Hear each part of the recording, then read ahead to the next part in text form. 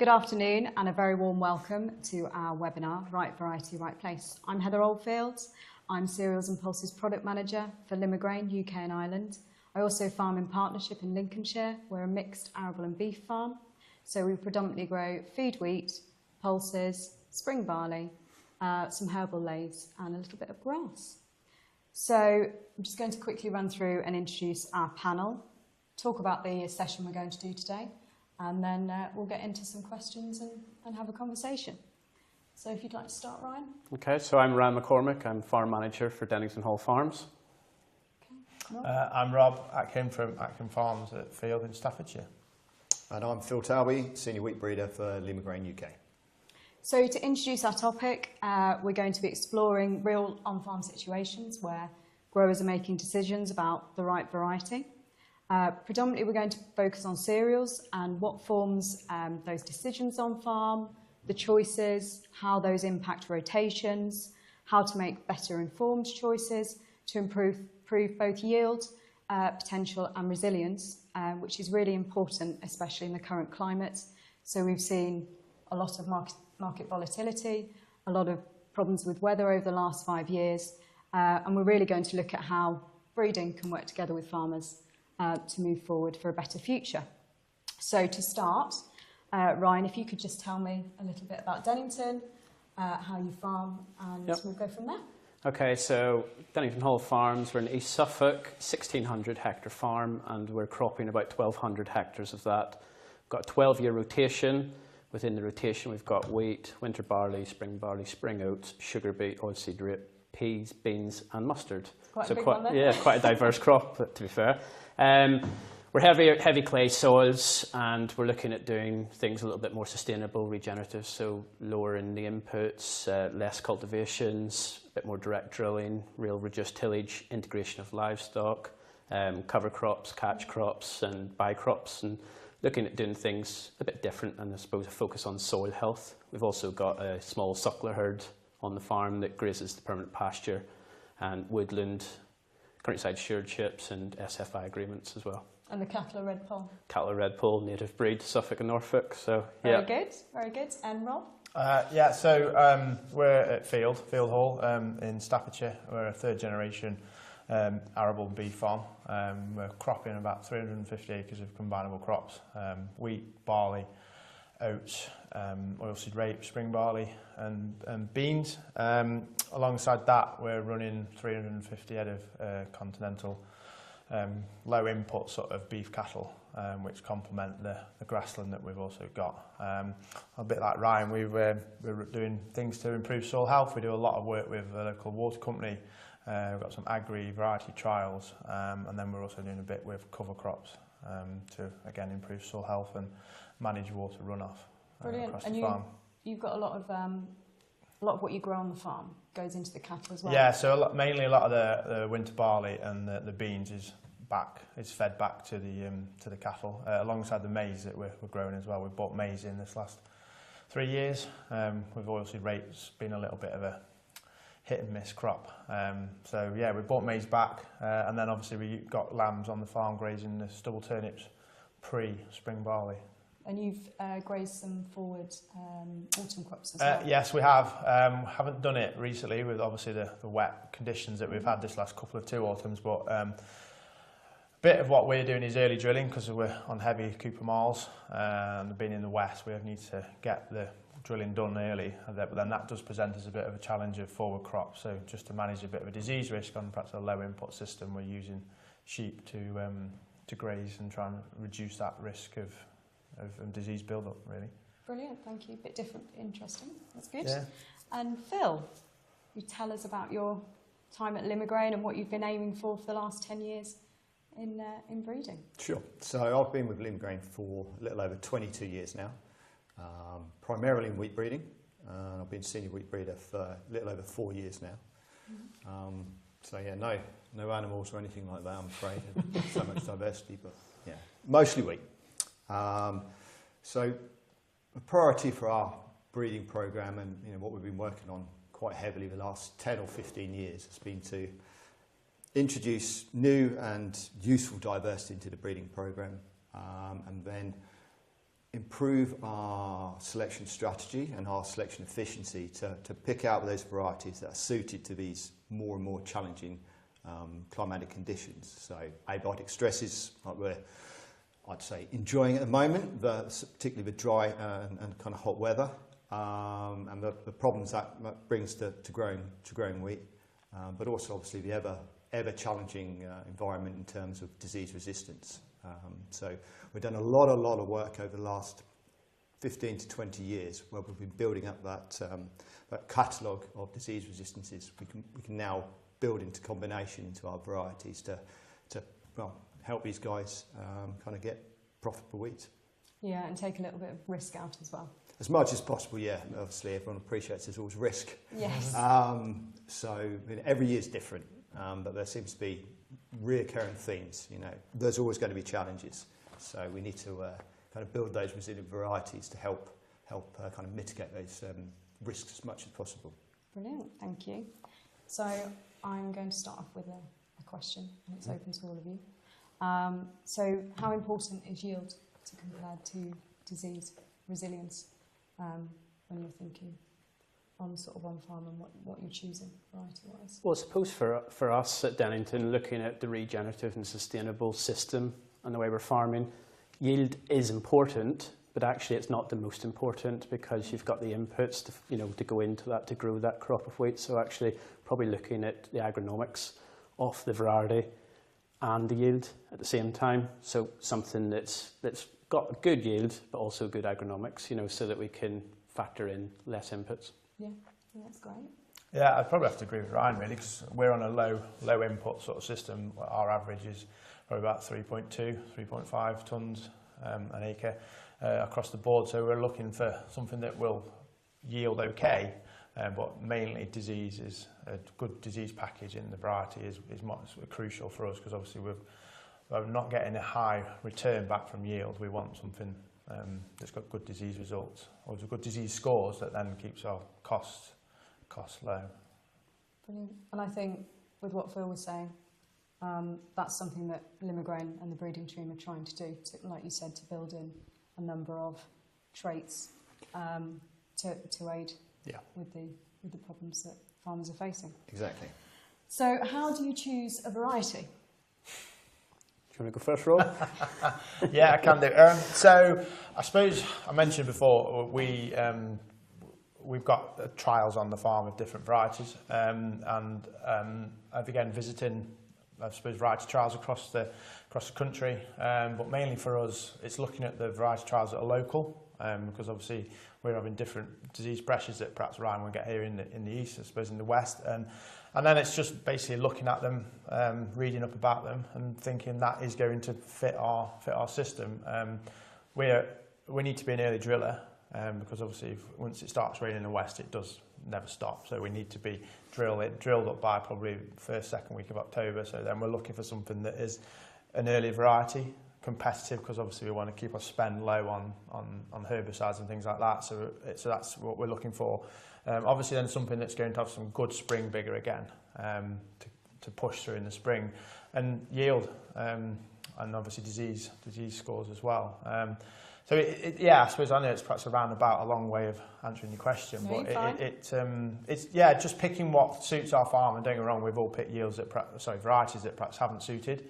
We've got a range in soil types as well, so it's trying to tick a lot of those boxes. You have. So when I've visited the farm and we've done some trial work together in the past, you go from sort of some really heavy land. Yeah, so Cooper Marl, which is thick, heavy, horrible sort of clayey land, which everyone's probably got. And then we've got right at the other end of the spectrum is some black alluvial silty soil, which is one pass, wonderful to work, but it's just got nothing in it. It doesn't hold any structure. It can come very wet in the winter and then will dry out early in the summer. So we're looking to pick something from two ends of the wheat variety spectrum that suits our system.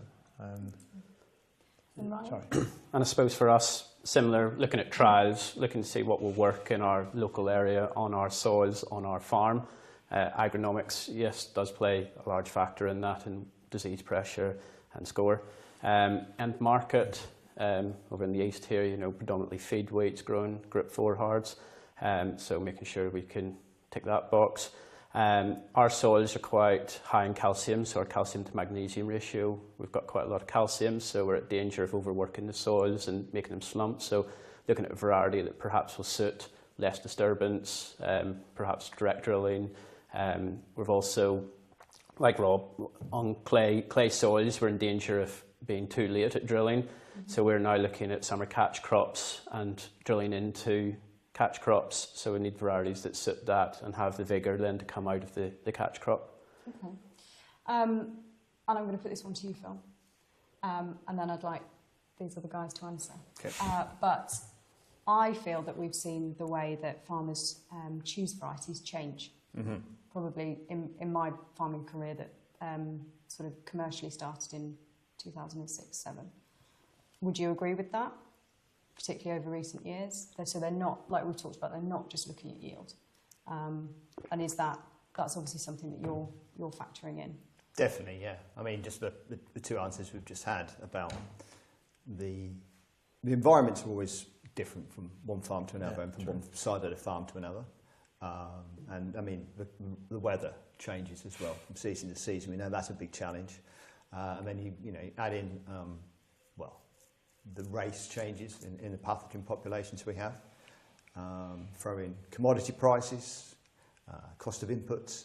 So having that headline of your treated yield, it looks like it's less of a number one priority when selecting varieties than it was, say, 10, 15 years ago, when maybe commodity prices were better, and input and choices and options for plant protection products were a little bit greater.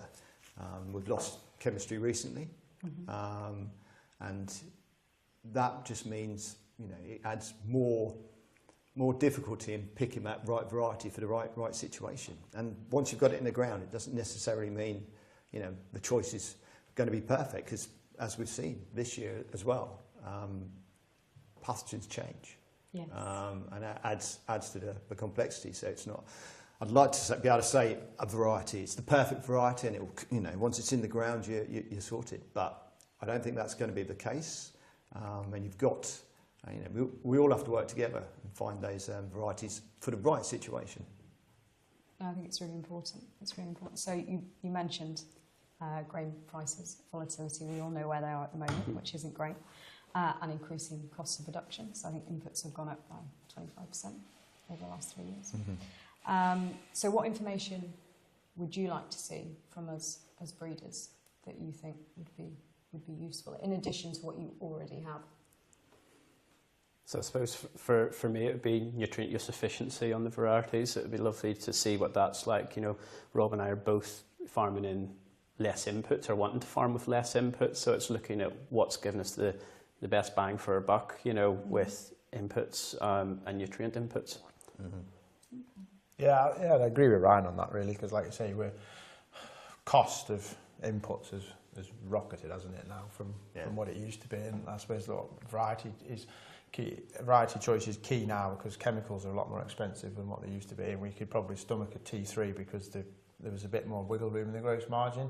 There isn't so much that now, and I think it's more knowing what. We're at home now, we're having to put more micronutrients on to manage those crops, and it's what information that we could get from you guys as breeders as to what suits better land that is low in mag or magnesium and things like that, or certain things like we suffer a lot with boron a bit, and if there's a variety that probably isn't great for land that's got boron deficiency, but I suppose for me that would be, I suppose our answers aren't too far dissimilar. Yeah. Really, that's good. We're recording this, so I can have the list of jobs for the future. So you've got, when you're talking about your kind of the nutrient level, you're also talking about not just the requirements from the plant, but also the requirements from the customer. So it's your animals. So I mean, there will be natural diversity within the varieties that are out there for all crops. And certainly like conversion rates. Is that something you're particularly interested in as well? I suppose yes, but we talked about commodities, wheat being that commodity. I think there's another commodity about to happen, carbon.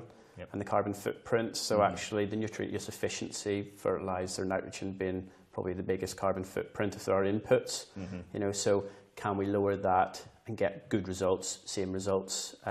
Where is the efficiency of that variety? You know, so looking at perhaps trading a second commodity could in fact be a possibility. Well, and I guess in that situation, you're not necessarily just looking at, like we would normally, the biggest yield, because if you've got an extra premium there for something else that you're getting paid for, so it has a better carbon footprint because the variety will respond better in a certain situation, and that becomes useful. Yes, so it's not necessarily that treated, fully fed yield. You know, it's how much of a yield can we get with less. Yeah, okay. So leading on from that, how does, Phil, varietal feedback from farmers influence what you do? More and more so now. For all breeders, we're looking at breeding to get varieties onto the recommended list, and we know that it's a relatively or extremely high input system. So, quite a large proportion of my breeding trials are very high input, and so obviously you're talking to these guys, farmers. That's not realistic for them.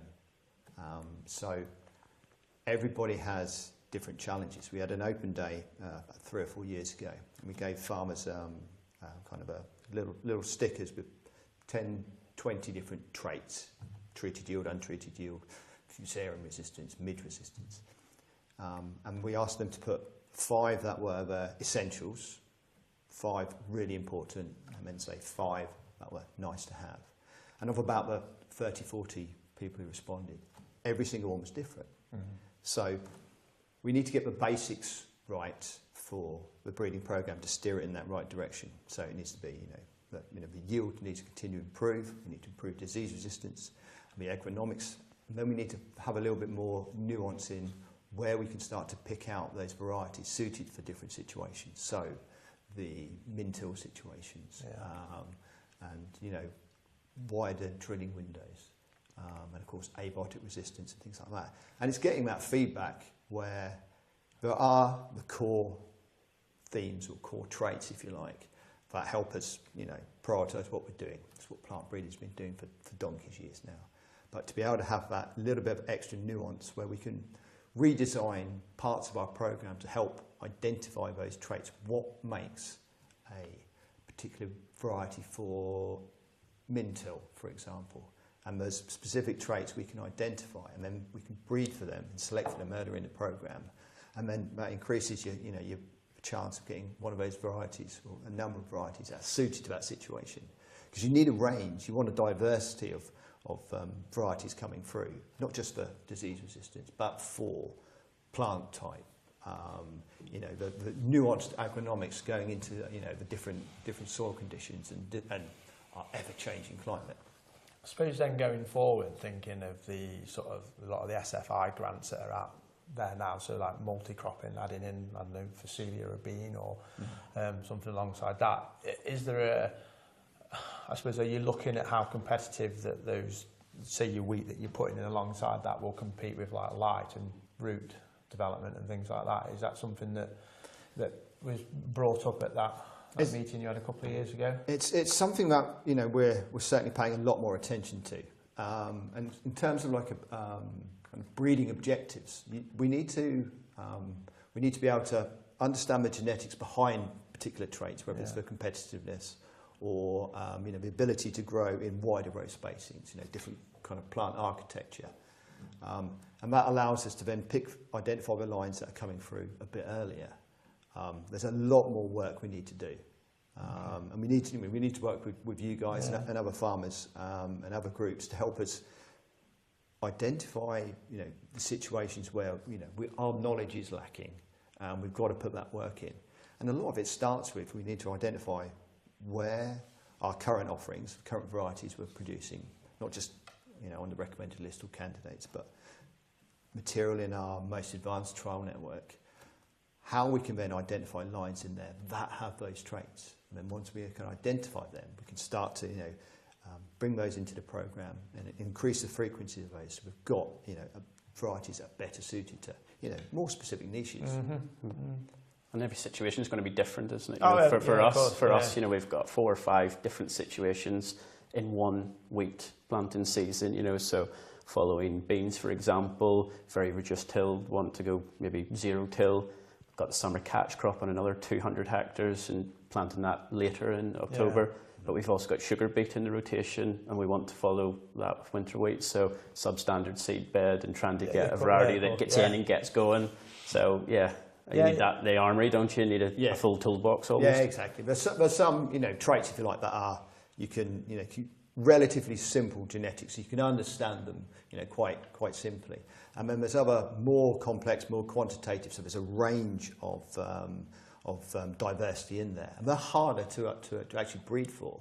But we've got lots of new tools. We've been using them quite a few years, and then we can start to select for those as well. And that means we need to be able to find the best situations to be able to trial this material in as well. Yeah. There's no point just me saying, "Oh, this is an excellent variety for situation X, Y, or Z." We need to actually see it, replicated in these locations to get a good idea about, we're heading in the right direction. So ideally, something with me would be to withstand a lot of wet weather, but then stand a lot of drought in the summer, and that would be my number one ask. The perfect if you can just do that, in the next years, exactly. We're working on it. We're doing our best. So, Never happy with the weather, huh? No.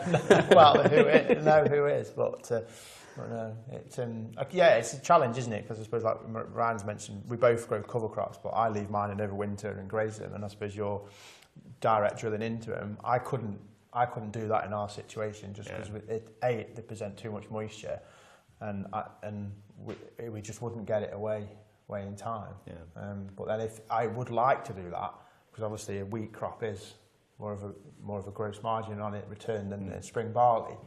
That's what we found, that if that breeding will come there, it'll suit us better down to the ground, because our bread and butter is wheat. Yeah, you've got that. I mean, wheat's grown in huge parts of all over the world. There's lots of environmental diversity there. So it's out there. Wheat's very very plastic in terms of it's very adaptable. So for my job as a breeder is to lead the program so we can identify these traits, and then you can stack them together to say this variety would be suited for this environment. I mean, you can put together an idiotype, like a blueprint, if you like, for different environments. For the West, you're wetter, so Septoria will be a bigger risk. So we can then start to stack more resistance genes in there. We know straw strength is going to be of importance, but when you're looking at more nuance in drilling dates, and then whether it's direct drilled or not, or longer drilling windows, so vernalisation requirement, that's where we can start, we'll circle around to the question again. That's where the feedback, comes in. It's really important. Exactly. Yeah. So thinking about that, your current varieties that you have from us, from LG, could you talk about those and why they were chosen? Okay, so like I said, a couple of minutes ago about the different scenarios. So for us, following winter beans or legumes, looking at very reduced tillage, or in fact sometimes 0 tills. So we're looking at a variety that we can drill early, suits direct drilling, and I would say LG Typhoon gives us that. We then go on, we've got 200 hectares of summer catch crops, so 100 hectares following oilseed rape and 100 hectares of second wheat. We're drilling that sort of end of October into a dying off summer catch crop, and Beowulf for us was a standout variety there, and actually this year is looking the best. After the summer catch crop, I'm very pleased with how Beowulf is looking. Sugar beet, we need a bit more vigour, and we are on heavier soils, and perhaps people will say, well, red wool's not suited to heavy fertile soils, but for us, going into a substandard seed bed after sugar beet, perhaps mid-November, we need that vigour. Mm-hmm. We need that get up and go, and have vigour from when it goes into the ground. So red wold is picked for following the sugar beet. So we've got 3 different LG varieties that suit 3 different scenarios. Mm-hmm. So for us that works really well. We start drilling, say, end September, early October with the Typhoon. late October we're into the bare wolf, and then November we can use the red wold. Brilliant. And Rob, your typhoon as well, because you like to go earlier drilling, like you said. Yeah, excuse me. Yeah. So we're typhoon, basically the same principles as what Ryan just said. That early sort of drilling window, which is what we want. So that's second, third week of September, following either direct or very, very min-till sort of establishments into oilseed rape and beans, and then that's just given us that competitiveness and the growth habit that it is just smothering out that autumn sort of weed burden. And you not just blackgrass, but you also have no. So brome we're both types of bromes. Unfortunately, well, all four. Unfortunately, you get the one year, and then the following year you get the other one because the establishments of getting rid of it are different. But anyway, so yeah, we've got the typhoon, and then we've also got Beowulf, which we this is our first year of drilling, of trialling that, and that is really doing really well. And that's on some heavier sort of lands. That was following flax. And that is really well. It's come out the blocks in the spring really, really quick, quicker than I thought it would do actually, because we do have a bit of an issue on that field with blackgrass, and it seemed to have really, really competed with that. And then also we've got Rebellion in first time this year as well, and that was following maize as a bit of a late driller, and that has been probably one of the cleanest varieties that we've had on the farm this year. It's looking really well. It's got some huge ears on it as well, to be honest. And we are not high sort of nitrogen levels because we're in a feed wheat sort of market, but it does look a good crop. That I'm really pleased with that. We've grown Crusoe for many years. We haven't grown it for some years because it's not done very well in odd years, but we always keep coming back to it. I don't know. It just seems to suit our soil type. And when we can fit it in the certain soil types, I will grow it. But if we like in the lighter soils, it doesn't really suit that. But it's a great variety. I think it was first 2012. It's been around a while, yeah. It's been around, yeah. It's been around a while, and the millers like it as well. So there's always that potential. For a market. It depends on the year for us. We can just get it in as a low grade milling if everything's in. Going well for us, but it does. The feed mills do like it as well. I know it's probably not growing in the right bracket as Group 1, but the yield that does yield for us. It does suit us well. No, well, so I've got because being cereals product manager, I thought I'd better put my money where my mouth is. So I've got Beowulf and Rebellion in at home as well. They both look very well. They're side by side in the same field, so I can see what they look like. It's a big 90 acre. Big difference in speed out the ground in the autumn. Both pretty good. Rebellion quicker, and you can definitely see the difference now. But they're both very clean, very happy, big ears, like you say, and they've tilled despite the drought because we're on very heavy clay. They look okay. They look well. So we'll see what the combine brings. Yeah, Rebellion surprised me because we put it in after maize, and it was ploughed and combed. Not that we're big on that, but years as we've had, you have to do what must to get it in.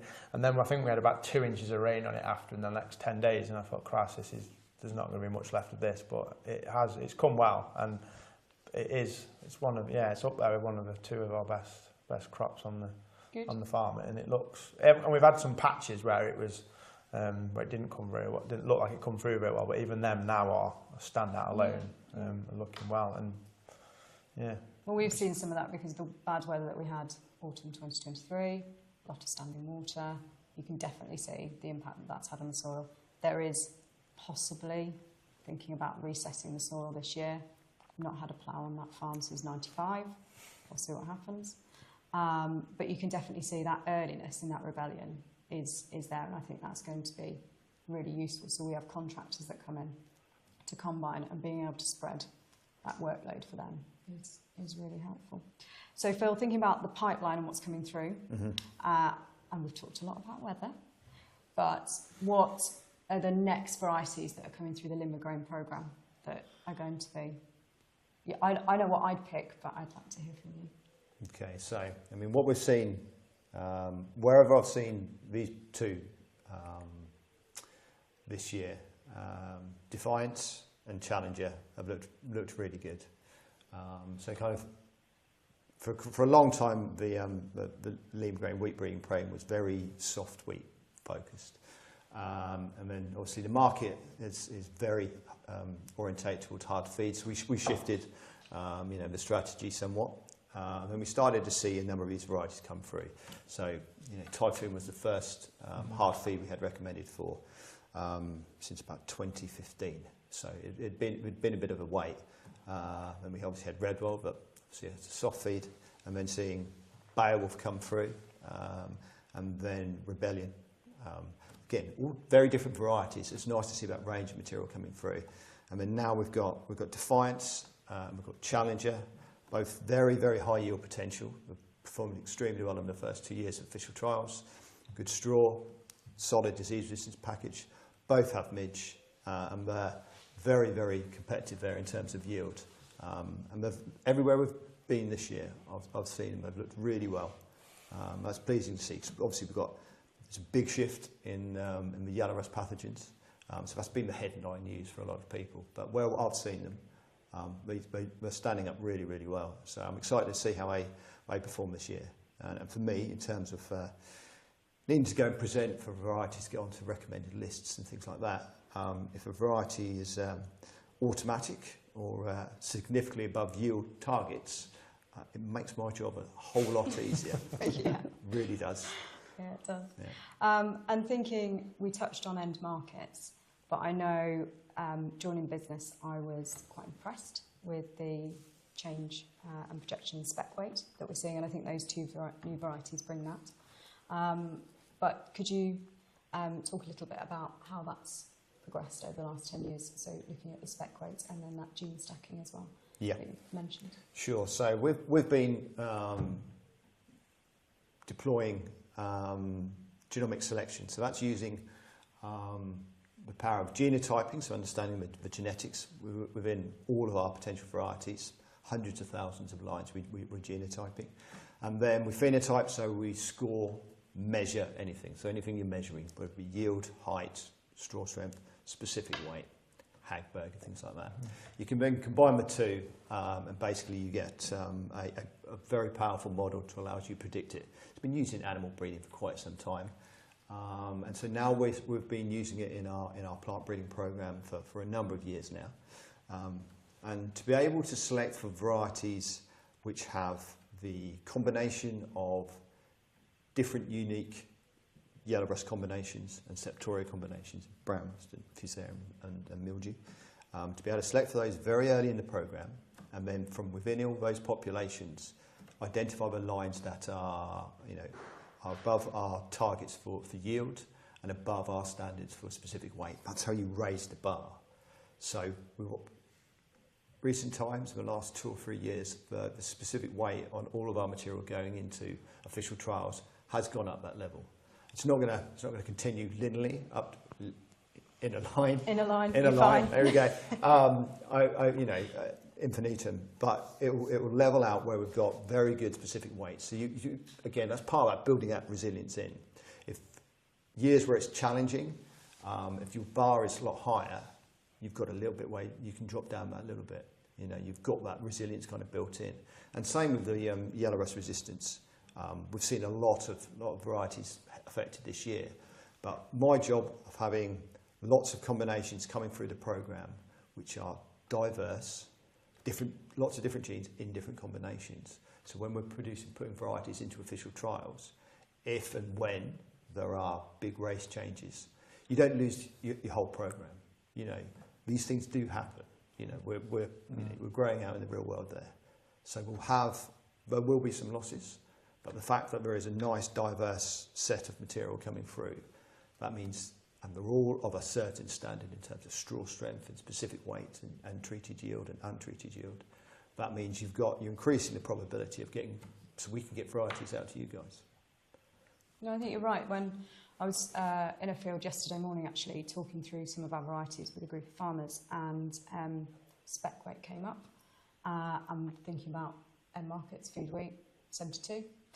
if you've got something that's 78, 79, and it's spec weight, it's got a lot further to form. And from a farmer point of view, that gives me a lot more confidence. And it's the same again with the disease and everything else. It's the right variety, right place, but also building in that resilience and trying to eliminate as much risk as possible. Now, so we have got some pre-submitted questions. We have sort of answered most of them. Job done. So I will just ask, can you explain the benefits of crop rotation and how it impacts sort of soil health and your decisions? Okay, so I suppose diversity in the roots. You know, if you're growing a different type of crop a different year, you've got the diversity in the roots, probably helping with soil structure. We talked about peas, beans, legumes, nitrogen fixing, putting something back in, you know, probably helping the following crop, which is going to be a cereal, no doubt. So having that diversity helps. Green bridge, pests, pathogens, having something different, growing in the rotation helps break that up. Tackle, you know, is the known one, isn't it? You know, putting a different crop to break that cycle. So yeah, I suppose disease, pests, and for soil structure is the benefits of a crop rotation. And do you think the increased demands that we're getting from supply chain? So I know you've got some specific contracts with some of the cereals that you're growing. Do you think that will have more of an impact on how your rotation changes going forward, if it changes? 12 years is a long rotation run. It is a long rotation, but within that, you know, we're growing 6 wheats, so it's just what we follow the wheats with, and when we follow it. So I suppose for us, half the farm is still in wheat. You know, 400 hectares is first wheat. So looking at your end user, your markets, we still got 400 hectares following a break crop, and we can hit premiums or seed crops and everything else. So yeah, for us, it's not too bad.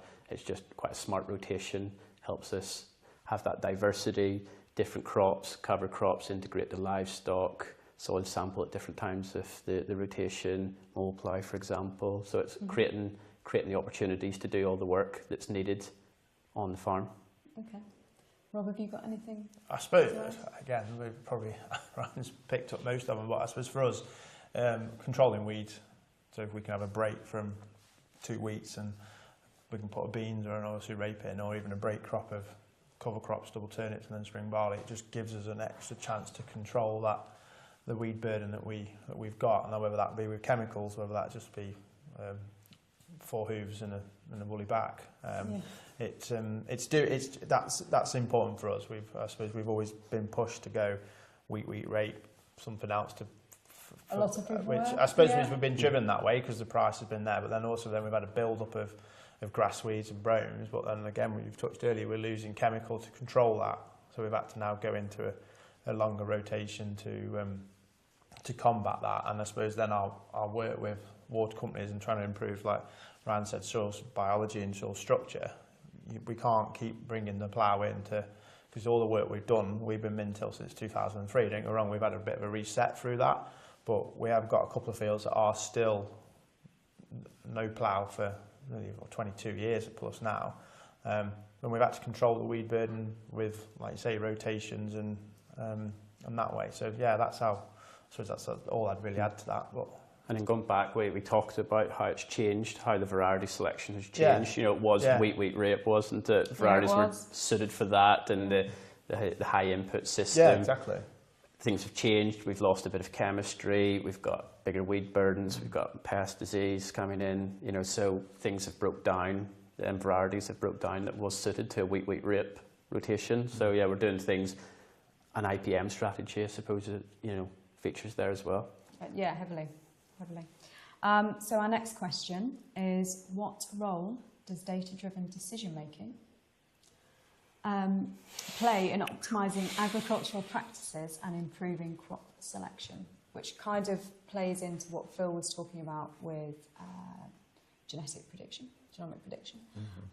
but also with what sort of data that you would look at when choosing a variety? Well, for me, I've got this sort of feel that if you can measure it, you can manage it. True. Yeah. I So I believe that if we can get the information, or if we're giving the information of that specific variety, we can then look at how we can manage it. If you're going into the dark, who knows what can happen or what you're dealing with, you know. Yeah. So having a little bit of information helps with a bit of decision making. That would be my point on that. What sort of extra information, Phil, after sort of listening to Rob and Ryan today, and all the things that you and I have talked about over the last sort of 9-10 months, what do you think we could offer as a breeder that, in addition to what we already do, that you would think would be useful for them? And I'm putting you on the spot, so I'm sorry. Very much out of the blue. So I think we're seeing a lot more value people are gaining from the kind of like the regional demos we've been doing. And like you say, you go trials on your own farms. You see, you know, how our varieties perform with your level of inputs. Yeah. So I think where we can, we need to use that information where we can see what and how our varieties will perform in a realistic situation. You know, how are you performing on farm? Whether, you know, how our trials are drilled. You know, there is a plough involved. There is power harrowing. It's very, very intensive working of the land.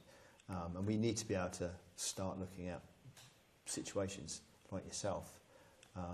Sometimes we can, you know, it's often we'll need to work in conjunction with you guys and other farmers and other groups who are actually using these techniques where we may not have the facilities or certainly the land, but we can grow trials in conjunction. You could get to see the benefit of how our new and great material coming through performs, but we can also harvest all that data and then start to get a better idea of how we can see how and why, and get a better understanding why different varieties perform, you know, in these different situations. Some will be quite clear cut, I believe. Others will be a lot more nuances. So, you know, the great art or the great science of shovelomics, what's going on under the ground. You know, we may be selecting for empirically over the years for varieties that have good rooting, but if the soil structure is changing because of, you know, the work, you know, everyone's doing in terms of regen and, like, you know, improving soil health, modern varieties will need to look and we'll need to identify why certain varieties are better suited to these changing environments. So it's a lot more work, but it's incredibly valuable where we work together and we share the data. You know, we generate millions of data points every year, so we need to get more precision and more finesse on finding those specific points, those specific environments and different situations which we can get that information from to help us steer what we're doing in the future. No, and I think that's going to be more important. It is something, those demo sites are really useful, and it is something that we'll look to expand on in the next sort of 12-18 months. But I think it's also really important to start thinking about what changes are coming down the line in terms of chemistry, and how that's evolving and what we might lose. And that's where it's going to be really a hand-in-hand thing between the farmer and a breeder. So, Phil, I'm just going to sort of finish off now, if that's okay. But what innovation in the algae pipeline are you most excited about for future varieties or development? Some of it, well, it's a combination of the work we've done over the last 10 or 15 years, bringing in lots of disease resistance. So we're now starting to see those in combinations in our more advanced material. So we've got multiple disease screening sites in Europe and quite a few in the UK. And we're starting to see that these resistance stacks are very resilient. Obviously, there's a lot of pressure on them. So we're starting to see more and more of our, you know, more robust resistances coming through. So that's very pleasing to see. And also the way our genomic selection tools are starting to work, we're seeing those improvements in specific weight. We're starting to see a real acceleration in the genetics gains we're getting in terms of yield. We're stepping up a bit quicker. And then once we're starting to look at the more challenging parts of, you know, the traits, the underground, the roots, and again those abiotic resistances, and where we're starting to see varieties that, because of the data we're generating over all these really stressful years in terms of the climate, we're starting to be able to build into the models and identify lines that have that greater resilience to the conditions we're growing in. You can always get such extreme conditions. To be fair, growing the wheats, you know, underwater is still challenging. But, you know, we're looking at ways to be able to, you know, increase the flexibility in that drilling window. You know, we want you to be able to buy one of our varieties, and then you've got plenty of time to kind of get it in. So we're trying to piece together those very tangible solutions to these challenges we're getting. And we're getting closer to being able to put some very useful combinations of resistances, of tolerances to abiotic stresses, and other factors where we can, you know, we're understanding and say a lot about the genetics of dormancy, of sprouting resistance, of Hagberg falling number. So where, again, if you can put the bar high, if you can get higher ratings to start with, and you have those challenging conditions, your variety can cope with British weather at harvest. Comfort blanket. Exactly. Yeah, it is exactly that. That's it. Yeah, and so we've done. I mean, my breeding program is a massive experiment, and kind of the output is the knowledge, but it's also it's the varieties, and we've done a lot of work for years and years and years. Now we're starting to see some material come in to like the more advanced material, and that's really exciting. So these challenging conditions we're growing in and working with, they all goes to, you know, build up the data sets we have to be able to, you know, bring these varieties through.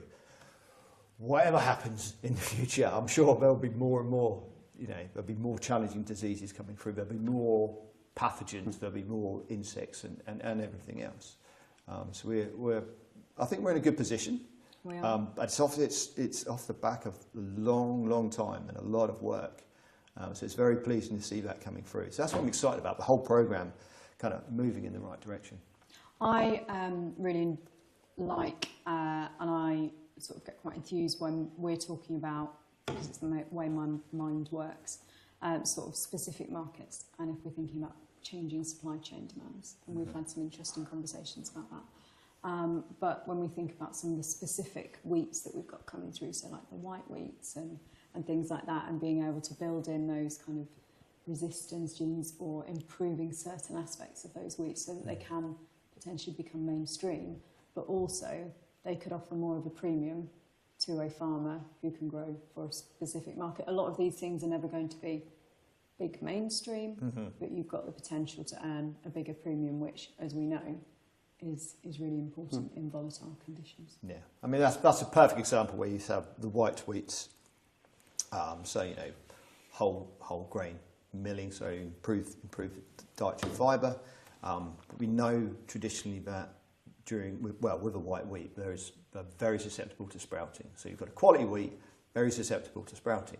And so, going back to my previous answer, lots of work done on understanding sprouting resistance, understanding Hagberg falling number. So again, if you're kind of building it in, well, exactly what we're doing, we're breeding it in. So we've identified the genetics behind a lot of these traits, and then we're introducing them into the breeding program, and then selecting for them. So then you start to see those products coming through. So that's a perfect example of where it's all funnels in to, you know, to the right, to the end goal really, which of those varieties are suited to be grown out there. Yeah. Well, I suppose for us as well, you know, as farmers, growers, our business, we're trying to make it resilient. We're looking at our soil health, we're making our soils resilient. So it's really nice to hear that varieties in the breeding programme is also following suit, you know, coming resilient for years to come, different climates, different soil problems. So that's really nice. And, you know, end markets, nutrient density, you know, we talked about nutrient use efficiency, nutrient density within the end product is also going to be very important. Yep. No, I think it will. And I think for us as breeders, we always have to have an eye on both ends of the supply chain almost. So from a farm point of view, but also processor, miller and then retailer, because we could breed some fantastic things. But if there's not a market for it, and the same Yeah. as you could grow something, but if there's not a market for it, it really doesn't matter. Yeah.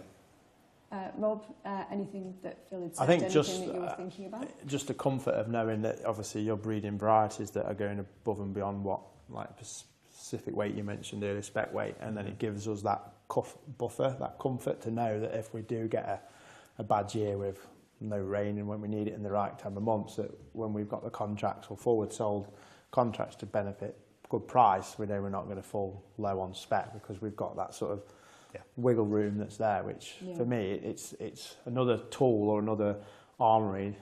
Farming is a stressful job anyway, Yes, but if we can just do something and we know that, well, we're not going to have to worry about that variety out there because we know it's coming and we think, well, we've had a crap year, but we're still above spec and we know that we're not going to have any issues with contracts or things like that. So for me, that is exciting to know that, I suppose, as a breeder, and I know you guys are farmer-based, that they've got that sort of thinking behind it, not just trying to sell us a product because it's a cash cow for them. It's having that, I suppose, that personality and that understanding of what farmers want and commitment to the industry and the farmers going forward a bit, really. Yeah, it's a long-term business, farming. It's a long-term business of breeding as well. So we have to be responsive to what we need and what's going on outside. So. Yeah, because the long-term process is it's 7, 8, 9 years to get a variety there, and it's got to work, hasn't it? And like you've said, you've had things that have failed, but if we can, and it's knowing we all had a glass ball sat here now. What's going to happen in the future? Well, let's pick a variety what we want.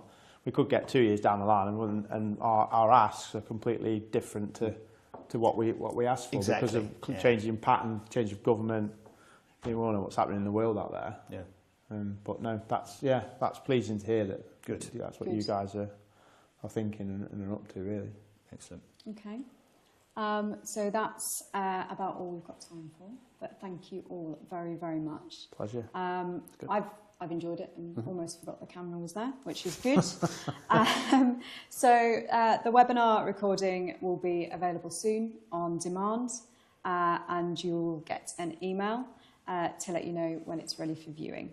Thank you so much for joining us, and I hope that you've enjoyed your time with us this afternoon, this evening, and it's left you with a better understanding of the Limb Grain Breeding Programme, where these guys farm, and what we're thinking about for the future. If there's any questions that we haven't covered, we will come back to those later. We will email you with any answers, and if you would like any further follow-up, not a problem, just let us know.